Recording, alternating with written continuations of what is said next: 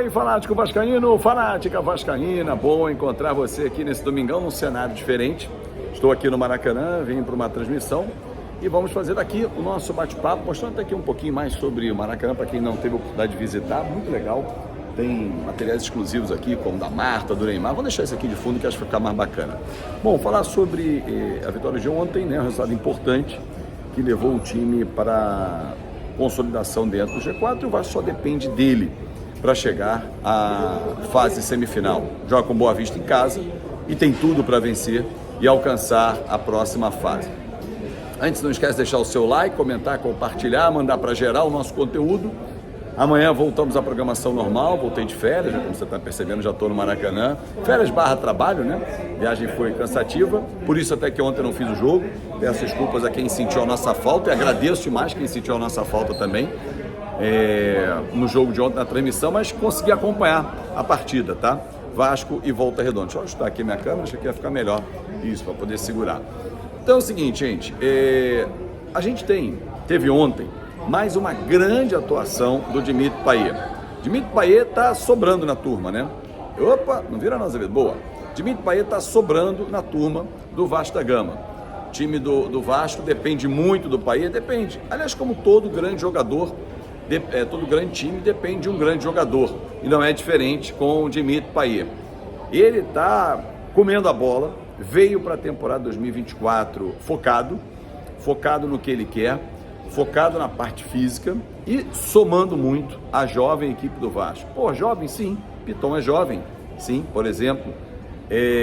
Galdames, apesar de ter uma idade média, ainda é um futebol brasileiro, é um jovem, por exemplo, então ele vai agregar demais ao Galdames, por exemplo, ao próprio Esforça e outros jogadores que estão no banco, como Ryan, Eric Marcos, esses moleques que, quando tem um jogador experiente, eles acabam tendo como uma referência. Verratti voltou a marcar, né, mostrando faro de artilheiro, jogador que dentro da grande área sabe exatamente o que tem que fazer. Isso é importantíssimo. Um jogador que vai ser fundamental nessa temporada, porém, insisto, e o Vasco está buscando no mercado alguém para ser um substituto ou até mesmo para brigar por essa vaga de titular. E o mercado não está oferecendo tantas opções. A janela fecha agora, no início de março, e o Vasco está buscando um jogador com essa dupla função, lado de campo / centroavante. Não é fácil. Daverson, um nome que eu já trouxe semana passada aqui no nosso canal, falei que, conversando até com pessoas da SAF, e elas me disseram isso, olha, não é um nome que agrade a 777, por isso nem levado foi o David para a empresa. Mas que o Vasco vai buscar ainda mais um reforço, pelo menos até o fim dessa janela, isso é certo. Mas algumas coisas me chamaram a atenção no jogo de ontem, porque acompanhei um time sólido, né? Defensivamente teve uma falha, o gol do Volta Redonda é um posicionamento entre Medel e Léo. Medel não é um jogador alto, uma bola aérea sempre pode causar problemas e não foi diferente ontem, né? Achei que o Léo Jardim, por ser ali na pequena área, tinha que ter saído, né? Mas acontece, o jogo, se não tiver falha, é 0-0. Então não vejo nenhum problema, nenhum problema em relação a isso. Agora, em relação ao time do Vasco, é um time muito mais equilibrado, é um time que não está sofrendo para ganhar ou para virar um jogo. Isso a gente já viu no clássico com o Botafogo, por exemplo. O clássico com o Botafogo foi bem isso. O Botafogo sai na frente, tinha feito um gol antes, sai na frente, o Vasco vai lá e vira com tranquilidade, sem se abalar. Isso é muito importante, porque a gente observa que algumas outras equipes, ao sofrerem um gol, elas já não sabem mais o que fazem. Então, assim, o Vasco não. O Vasco hoje, até pela experiência de alguns dos seus jogadores, o técnico Ramon Dias, que é um cara muito experiente, isso é passado aos atletas que confiam na comissão técnica. Então, toma um gol, não se abala. E o estadual, venhamos e convenhamos, é um termômetro, é um teste para a grande temporada que vem por aí. Campeonato Brasileiro e a própria Copa do Brasil, na qual o Vasco estreia já nessa terça-feira. Jogo difícil, o Marcelo Dias empatou ontem, time que tá na parte alta da tabela, não é grandes coisas, até recebi mensagem de amigos que mandam assim, Fábio, tô acompanhando aqui em Santa Catarina, não é não, e tal, porra, gente, mas é um jogo só, e nós já vimos, por exemplo, o Cruzeiro, o Coritiba dançarem na primeira fase da Copa do Brasil. O próprio Vasco, ano passado, dançou na segunda fase. Então, assim, não é uma coisa que vai dizer assim, porque o Marcílio Dias não tem tradição, o Vasco vai atropelar.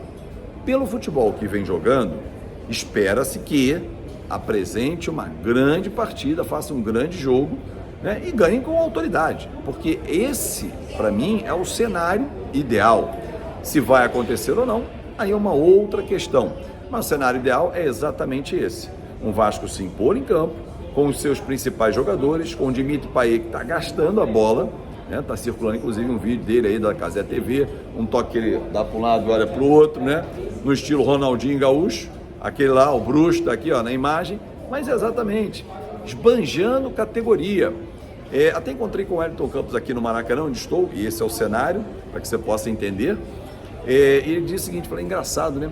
Enquanto uns fazem uma força para jogar, ele se diverte. É exatamente isso.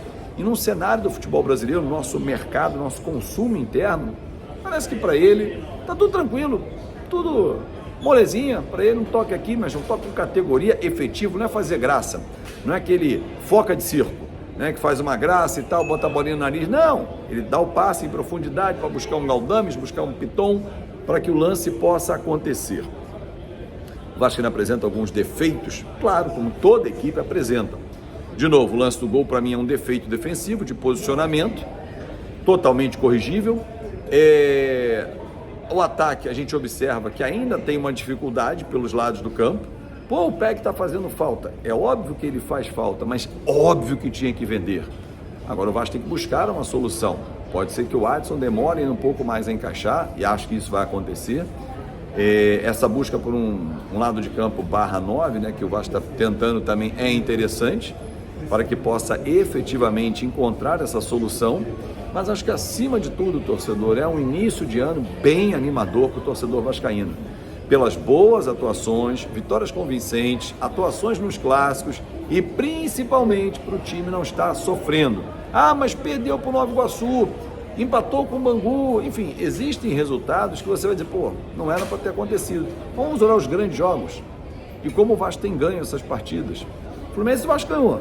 Não levou, a gente sabe por quê, a arbitragem não marcou 3 gols do Vasco, né? 2 gols e um pênalti, mas enfim, você passou. O foco é a sequência da competição, vem aí a semifinal, e para chegar lá o Vasco só depende dele, que é exatamente ganhar do Boa Vista e não ter que fazer nenhuma conta. O Botafogo, o problema é do Botafogo, não é do Vasco. É isso, galera, obrigado pelo seu carinho, pela sua atenção, e amanhã estamos direto com o nosso Café Vascaíno. Eu espero você às 6 da manhã, para a gente abrir bem a nossa semana. Valeu!